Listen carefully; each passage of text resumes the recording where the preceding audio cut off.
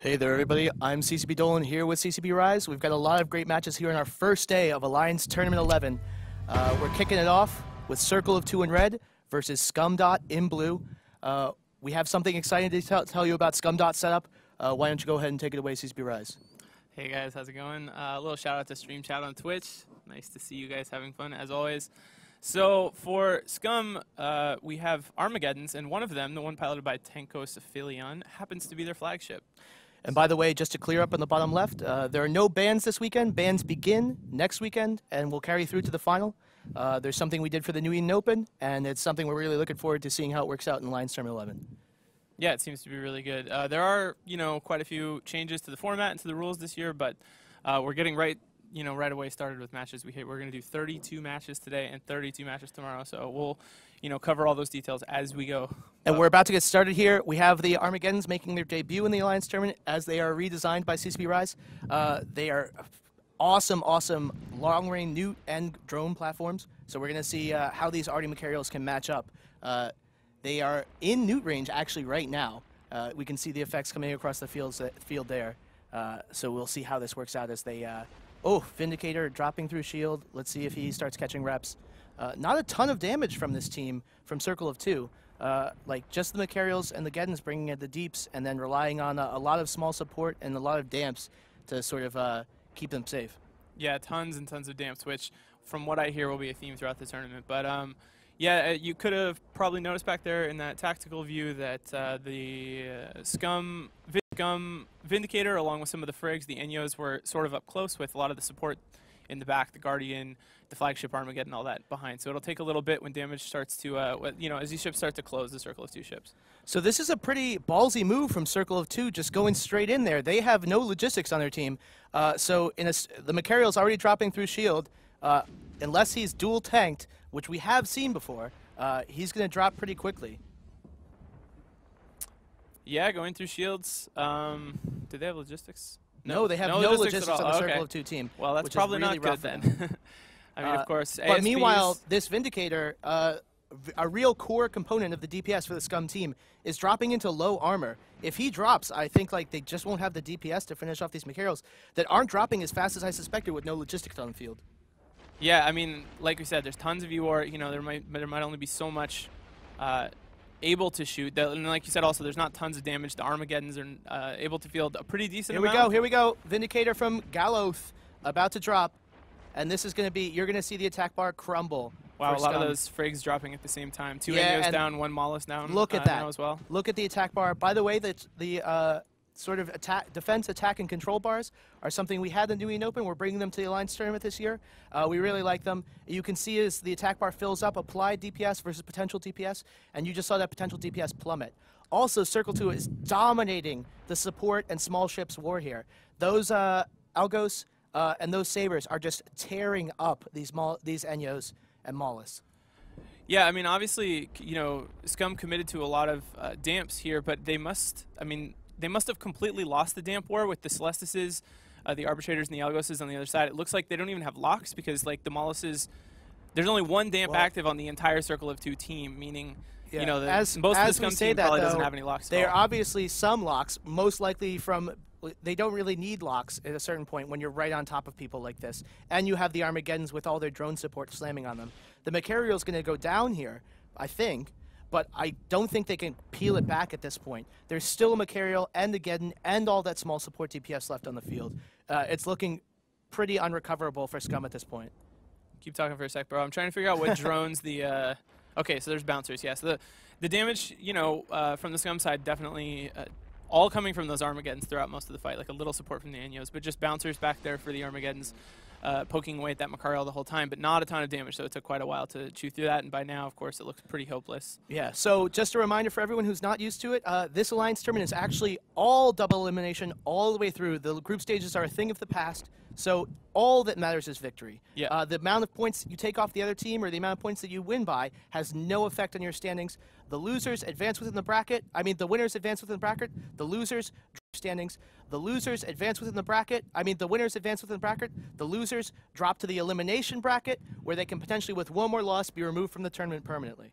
Yeah, which is really awesome. It means every match all day for the entire tournament is going to be extremely important. You won't see anyone doing weird, you know, point throws to try and position themselves at a different place, you know, after the group stages. It is double elimination the whole way through, so it should stay pretty intense.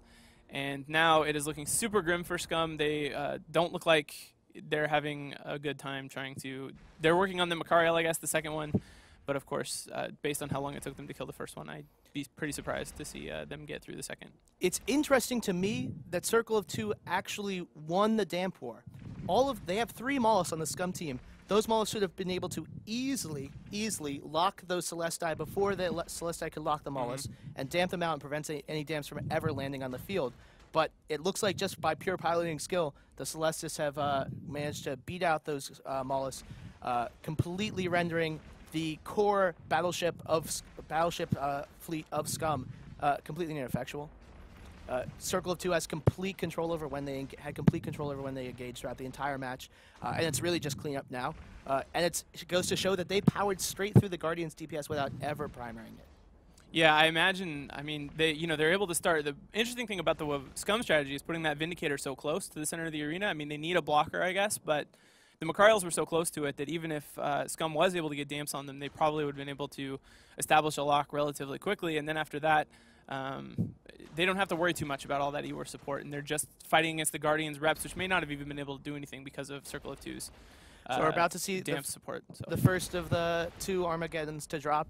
Leaving the battleships for last, once you remove the Vindicator with its punishing DPS and really strong web strength, you just have so much control and so much freedom to move around. You can see here the attack bar as SCUM switches to different drones. That's what you're seeing there. But it's really too little too late at this point. Yeah, and so the last ship, it looks like it's going to be like, well, it depends on what happens to the Guardian, but the last Armageddon left for SCUM was their flagship Armageddon, so that will be gone from the tournament, even though they have more matches. Yeah. And also, it could have quite a lot of money invested in it. I don't think we can say what, but we'll see a kill mail before long. We'll see a kill mail very, very soon. Actually, we're for the first time premiering the EVE Online Crest API through the Alliance tournament. So as soon as the Armageddon dies, you'll be able to go through our Crest portal and immediately check out the ship and see all the little details about it. For our really dedicated tournament fans, it's a wonderful live update tool. And I know of a couple people who are building websites around it, and it should, as the tournament progresses, get even better. Sweet. And yeah, about the flagship rule, I mean, that's something I guess we'll probably see throughout the what's the deal with that? So the flagship is a specific class of ship that is selected by each team long before the tournament. We actually had the deadline about a week ago.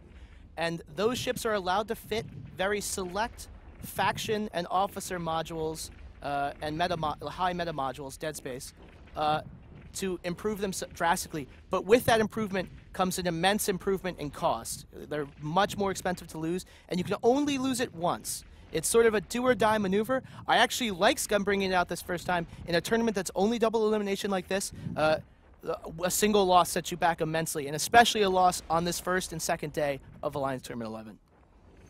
Yeah, definitely hurts. But I think you're right. Like in the past, you know, people kind of save it. They have multiple matches to figure out how important, like when the best time to bring it is. But in this tournament, you know, getting yourself into the winner's bracket, I mean, every match really is going to be a big deal. So we'll see them probably throughout the day today and throughout the rest of the tournament.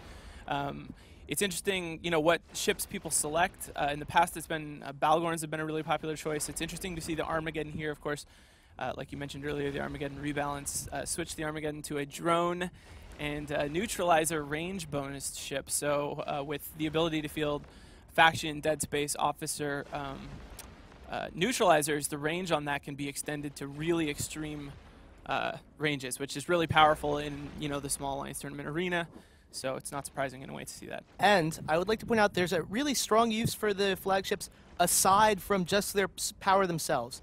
They're really, really excellent for either faking out another team with your choice of flagship, making them prepare for something that you might never actually bring, and they're also really good for baiting the enemy team into attacking your flagship.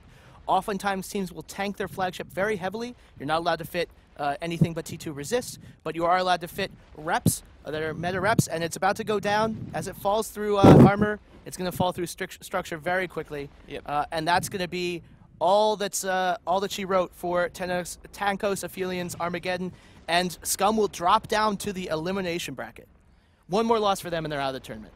Yeah, that's crazy. And yeah, that loss could be a really big deal. A lot of money going boom right there. Of course, everything in the Alliance tournament is TQ assets. This is not like the SEL or other player tournaments that are happening on CC. This is all real Tranquility stuff. So all real ISK being lost, all real ships in universe.